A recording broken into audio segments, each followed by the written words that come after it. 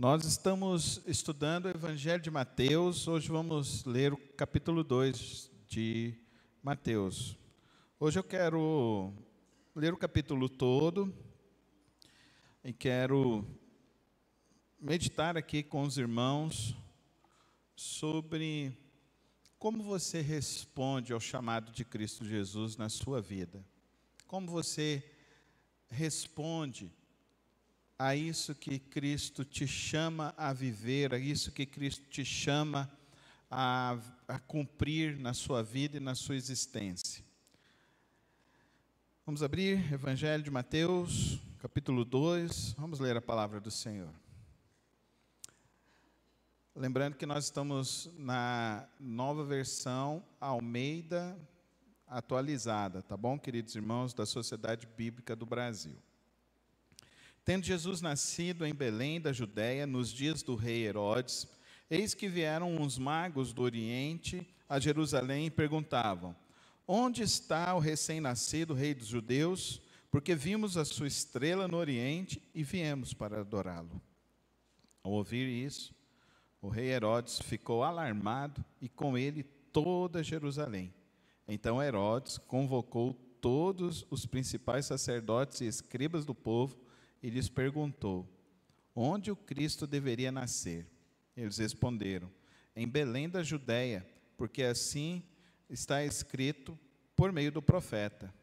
E você, Belém, terra de Judá, de modo nenhum é a menor entre as principais de Judá, porque de você sairá o guia que apacentará o meu povo Israel. Com isso, Herodes, tendo chamado os magos para uma reunião secreta, perguntou-lhes sobre o tempo exato em que a estrela havia aparecido. E enviando-os a Belém, disse-lhes: vão e busquem informações precisas a respeito do menino, e quando o tiverem encontrado, avisem-me, para eu também ir adorá-lo. Depois de ouvirem o rei, os magos partiram, e eis que a estrela que viram do Oriente ia adiante deles, até que, chegando, parou sobre onde o menino estava. E vendo eles a estrela, alegraram-se com grande e intenso júbilo. Entrando na casa, viram o menino com Maria, sua mãe, prostrando-se, o adoraram, e abrindo os seus tesouros, entregaram suas ofertas, ouro, incenso e mirra. E tendo sido avisados por Deus em sonho para não voltarem à presença de Herodes, os magos seguiram por outro caminho para a sua terra. Depois que os magos foram embora, um anjo do Senhor apareceu em sonho a José e disse: levante-se, tome o menino e a sua mãe e fuja para o Egito. Fique por lá até que eu avise você, porque Herodes há de procurar o menino para matá-lo. Levantando-se José, tomou de noite o menino e a sua mãe e partiu para o Egito, onde ficou até a morte de Herodes, que isso aconteceu para se cumprir o que havia dito pelo Senhor por meio do profeta: do Egito chamei o meu filho. Vendo-se iludido pelos magos, Herodes ficou muito furioso e mandou matar todos os meninos de Belém e de todos os seus arredores, de 2 anos para baixo, conforme as informações que havia recebido dos magos a respeito do tempo em que a estrela havia aparecido. Então se cumpriu o que foi dito por meio do profeta Jeremias. Ouviu-se o clamor em Ramá, pranto e grande lamento. Era Raquel chorando por seus filhos, e inconsolável, porque eles já não existem. Depois da morte de Herodes, um anjo do Senhor apareceu em sonho a José, no Egito, e lhe disse: levante-se, tome o menino e a sua mãe, e vá para a terra de Israel, porque os que queriam matar o menino já morreram. Levantando-se José, tomou o menino e a sua mãe, e voltou para a terra de Israel. Porém, ouvindo que Arquelau reinava na Judéia, em lugar de seu pai Herodes, teve medo de ir para lá. E tendo sido avisado por Deus em sonho, José foi para a região da Galiléia e foi morar numa cidade chamada Nazaré, para se cumprir o que foi dito por meio dos profetas: ele será chamado o Nazareno. Pai querido, Pai celeste, obrigado pela tua palavra, que ela seja o guia, a fonte, a direção para o nosso viver nesta manhã. Que, ó Deus, o Senhor nos conduza à compreensão do teu querer, à compreensão da tua vontade. Abra o nosso entendimento, que o Senhor nos guie nesse estudo, nessa manhã, e que eu venha anunciar somente o que tu queres, e que os nossos corações e mentes estejam voltados ao interesse do teu reino e do teu plano, em nome de Cristo Jesus. Amém e amém. Nós vemos aqui essa narrativa nos apresentando esses episódios incríveis sobre a vida de Jesus. E como eu fiz aquela pergunta, o que você faz quando sabe que Deus te diz algo? Você obedece realmente ao que Deus fala para você fazer? É sobre isso que esse texto fala.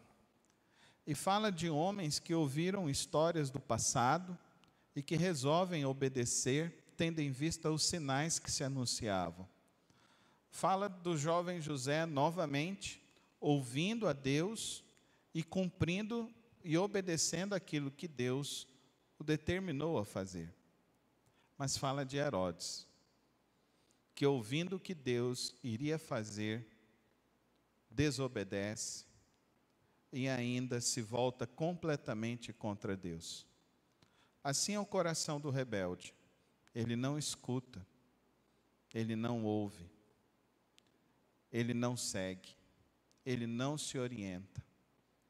Queridos irmãos, tem muitos crentes que têm dificuldade de compreender a vontade de Deus, não é porque ela não é clara, é porque ela é clara demais. E muitas das vezes nós queremos alguma coisa mais mística, mais sobrenatural. E deveríamos simplesmente entender que a vontade de Deus é clara, ela é óbvia. Nesse texto que nós estamos lendo nesta manhã, está justamente nos mostrando o quanto que muitas das vezes, ao invés de nós desejarmos adorar a Deus e obedecer a Deus, muitas vezes nós rejeitamos e desobedecemos o plano de Deus.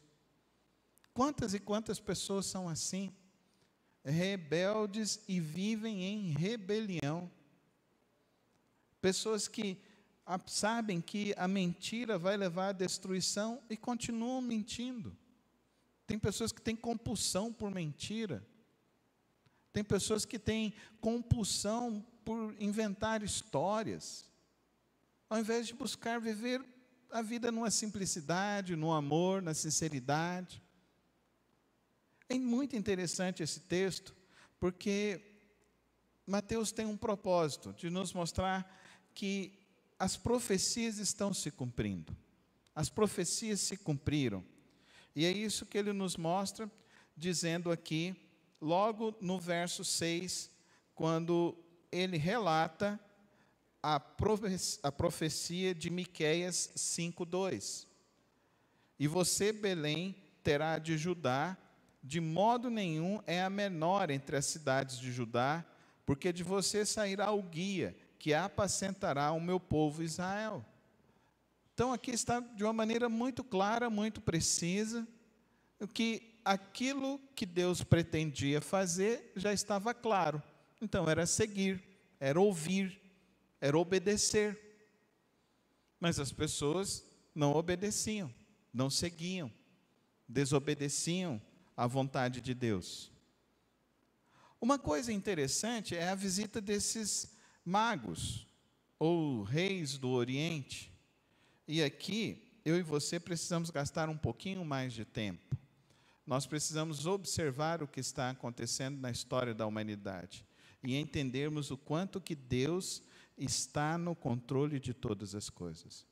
E, inclusive, Deus, Ele governa todas as nações, todas elas. Deus castigou o povo de Israel por meio da Babilônia, quando Nabucodonosor escraviza o povo de Israel. E ali, então, ele leva os jovens, e os jovens vão para a Babilônia. Então, ali nós temos um período de uma profecia que acontece em Isaías, no capítulo 7, verso 14, que nos diz que viria Cristo Jesus.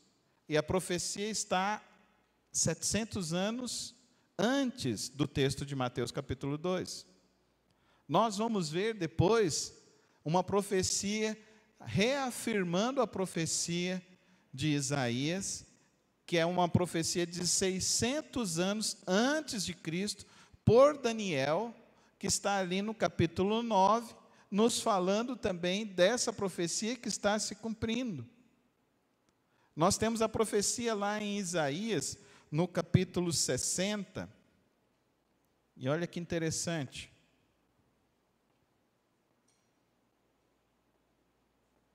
No capítulo 60, verso 14, também virão e se inclinarão os filhos dos que a oprimiram. Todos os que desprezaram se prostrarão até as plantas dos seus pés e chamarão cidade do Senhor, a Sião do Santo de Israel. Quem são os reis magos? E o que eles vão fazer no encontro com Cristo? Não é o cumprimento da profecia? Olha que coisa espetacular nós lermos a palavra de Deus e compreendermos o que está se passando. E compreender quem é o Senhor da história. É o Senhor, o nosso Deus, é o dono da história. E nada foge ao controle dele. Você pode querer se enganar. Você pode querer viver a sua vida achando que Deus não está vendo os teus passos, mas o Senhor é soberano e sobre tudo e sobre todos. E a vontade dele sempre prevalecerá. Amém, igreja?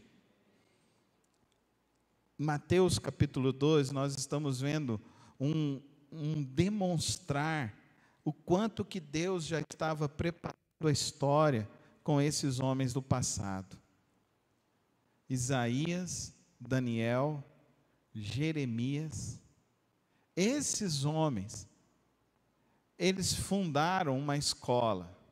Vocês se lembram que aqueles homens que acusaram Daniel, depois eles foram colocados lá dentro da cova dos leões e foram mortos.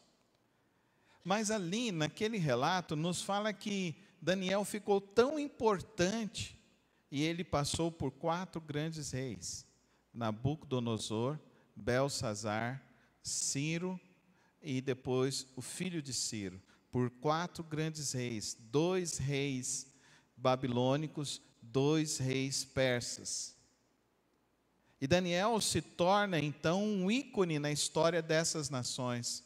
Porque Daniel resolveu obedecer. Fala comigo, obediência. Obediência, querido irmão.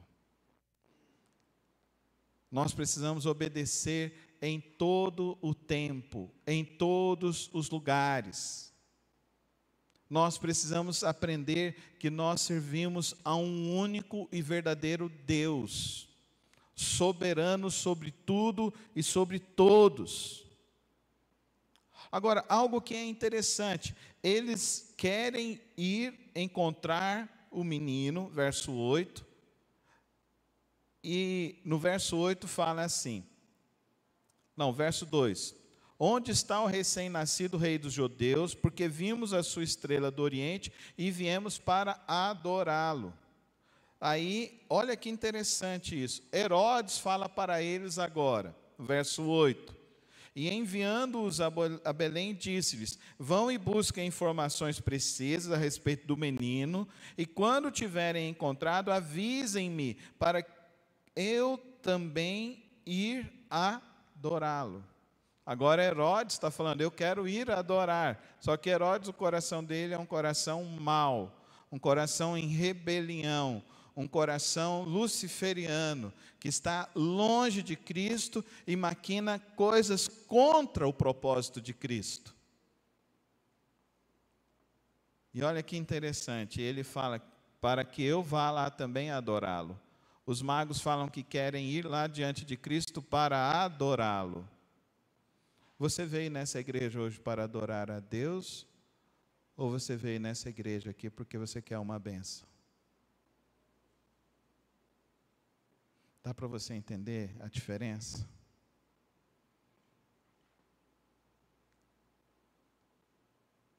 Os magos aprenderam com a história de que só um merece adoração. Só um é digno de adoração. Eles atravessaram aqui pelo menos 5 nações para ir adorá-lo. Quando eles chegam perante o rei, eles percebem que eles agora correm risco de vida para ir adorar a Cristo Jesus.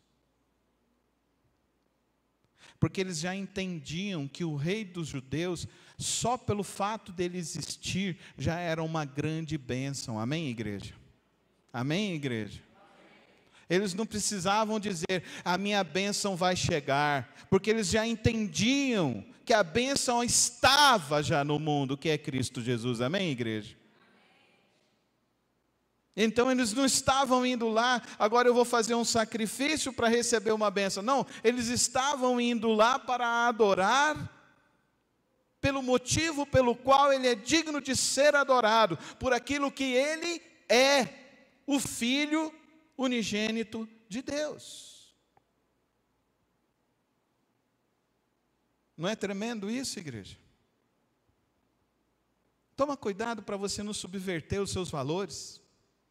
Toma cuidado para você não transformar o teu Deus em bênçãos. E aí deixar de adorá-lo por aquilo que ele é e querer adorá-lo por aquilo que ele faz. Porque isso está errado. Nós o adoramos por aquilo que ele é, por quem ele é, e não pelo que ele faz. Porque às vezes nós vamos adorá-lo e representará risco para a nossa própria integridade física. Será que é isso que a igreja evangélica brasileira está pregando e anunciando? E fazendo? Será que você e eu realmente estamos adorando aquele que merece ser adorado, Cristo Jesus?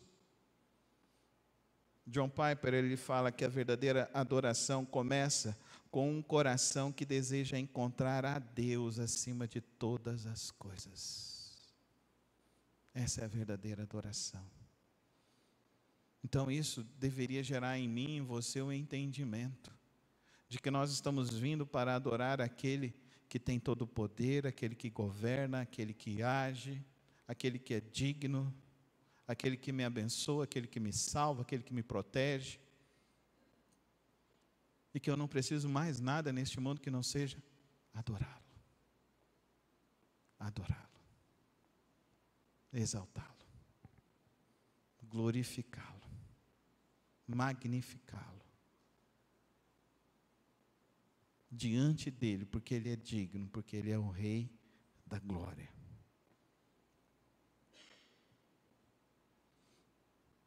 Agora, o grande problema nosso é nós rejeitarmos ele, como Herodes o rejeita.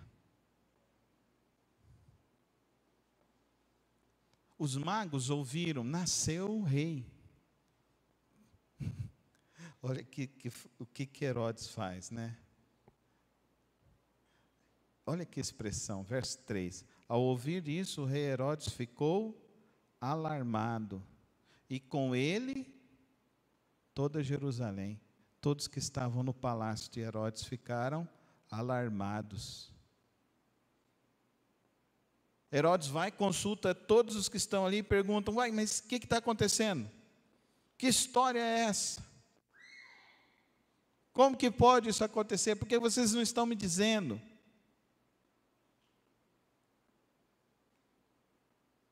Aí Herodes, com uma rebelião, um coração distante de Deus, Ele tenta arquitetar, ele fala, ele se acha Deus.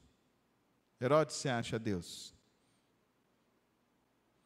Não, eu vou matar porque esse aí vai trazer risco para o meu império e para o meu reinado. Então eu vou matá-lo.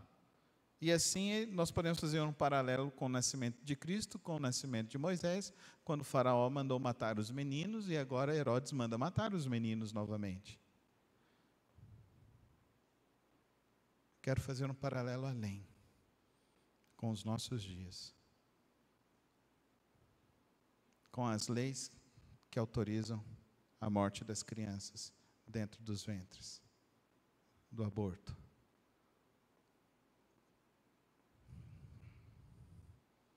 Destruir a vida, destruir a família, destruir as pessoas. Quero fazer mais um paralelo além.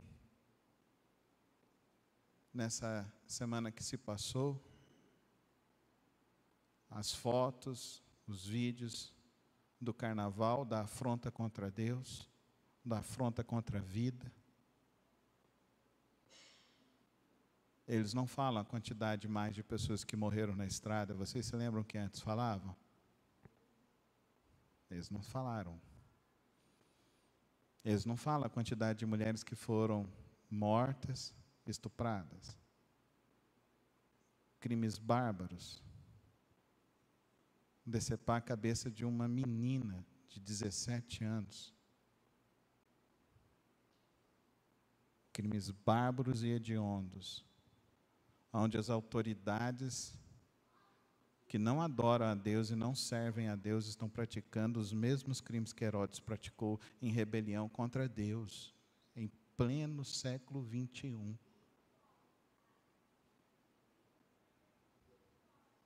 Nós, como igreja, precisamos entender, queridos irmãos, que nós precisamos nos submeter a Deus e não viver em rebelião ao Senhor.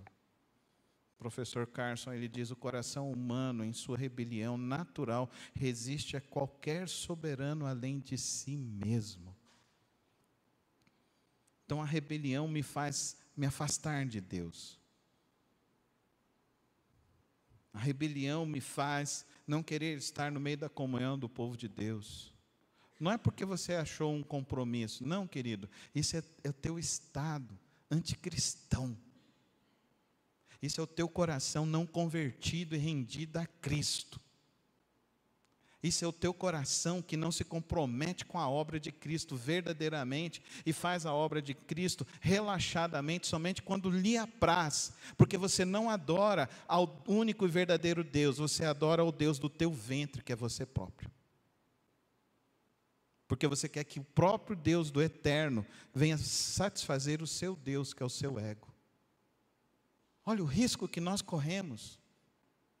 Olha o risco que nós corremos. Presta atenção. Eles largaram tudo e caminharam até chegarem e encontrar-se com Cristo Jesus. A verdadeira adoração sempre resultará em uma obediência. E a obediência é uma fé ativa. Uma fé ativa a Deus. Verso 13, entrando na casa, viram um menino com Maria, sua mãe, prostrando-se, o adoraram e abrindo seus tesouros, entregaram suas ofertas, ouro, incenso e mirra. Olha que coisa interessante. Eles vão e entregam os próprios tesouros. Ouro, porque eles reconhecem que ele faz parte da realeza. Incenso, porque eles reconhecem que é um Deus. Mirra, porque eles sabem que está diante dele a vida e a morte. Porque quando alguém morria, se passava a mirra como unguento para que aquele corpo então fosse preparado para ser então sepultado. Mas nós temos ainda mais um evento, nós temos uma estrela que acompanha e nos mostra para estes homens, é um sinal que aparece no céu e esses homens resolvem então seguir a Deus e obedecer a Deus e adorar a Deus, porque os sinais se mostram de que Deus precisa ser adorado. Eu preciso então servir a Deus, eu preciso enxergar diante da minha vida e diante da minha história o que Deus está realizando, para que eu venha realizar e viver aquilo que Deus quer que eu viva, não o que eu quero viver.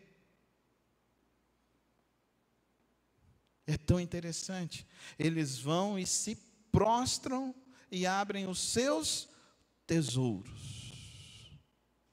Tim Keller fala que a fé verdadeira sempre resulta em ação, porque confiar em Deus significa segui-lo, mesmo quando o caminho não é claro. Eu seguirei o meu mestre, seguirei todos os dias da minha vida. Eu não vejo razão para não servir a Deus, pelo contrário. Todas as razões me levam a entender que eu devo seguir a Cristo. O verso 13. Depois que os magos foram embora, um anjo do Senhor apareceu em sonho a José e disse: levante-se, tome o menino e sua mãe e fuja para o Egito. Fique lá até que eu avise você, porque Herodes há de procurar o menino para matá-lo. Verso 19. Depois da morte de Herodes, um anjo do Senhor apareceu em sonho a José no Egito. Ele disse: levante-se, tome o menino e a sua mãe e vá para a terra de Israel, porque os que queriam matar o menino já obedeceram, já morreram. Agora, veja a resposta de José. Verso 14, levantando-se José, tomou de noite o menino e a sua mãe e partiu para o Egito. Verso 21, levantando-se José, tomou o menino e a sua mãe e voltou para a terra de Israel.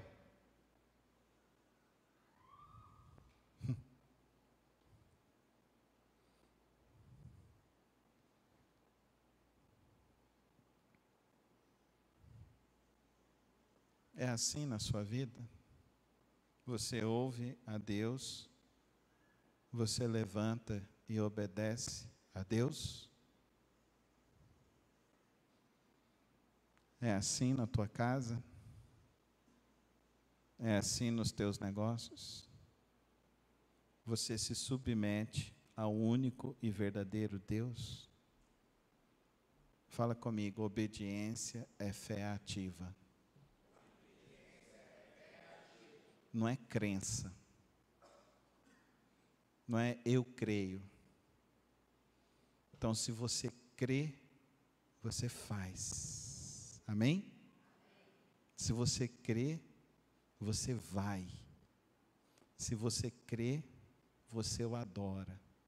Se você crê, você o obedece.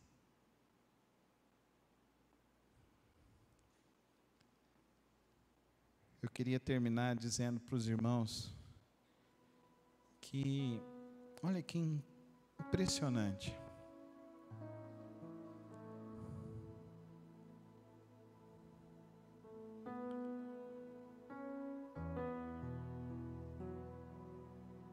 Verso 21.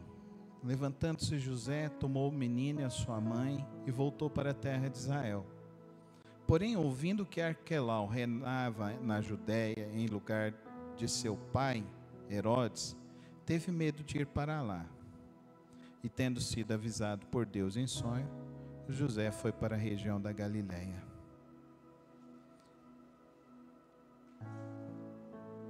Herodes havia morrido. Mas o que os filhos copiam é a história dos seus pais. Arquelau é filho de Herodes. Herodes fez o mal. Arquelau pretende fazer o mal, como seu pai também assim o fazia. Olha, quão profundo é esse texto para mim e para você. O que nós estamos plantando no coração dos nossos filhos? É um coração obediente como José? É um coração obediente e sincero como desses magos? É um coração com toda essa dependência e satisfação no Senhor? Ou nós estamos semeando rebelião e mais rebelião aos nossos filhos? Pai, mãe, semeie obediência a Deus aos seus filhos. Semeie a verdadeira semente da fé ao coração dos nossos filhos. Tudo aquilo que não for glorificar, exaltar o nome do Senhor, nós devemos retirar das nossas vidas. Os nossos filhos precisam aprender que vale a pena servir e obedecer a Deus. Vale a pena. Fala comigo, vale a pena. Vale a pena obedecer e servir a Cristo. José aprendeu a isso. José nos ensina que vale a pena. Defendeu sua família, defendeu seu filho, obedeceu ao único e verdadeiro Deus. Que eu e você aprendamos nesta manhã que nada foge ao controle de Deus. Ele é soberano sobre todas as coisas. O pastor Sproul: não há um único momento da história em que Deus não esteja no controle absoluto. Amém? Amém, irmão? Então, para nós nesta manhã, cabe esse desafio.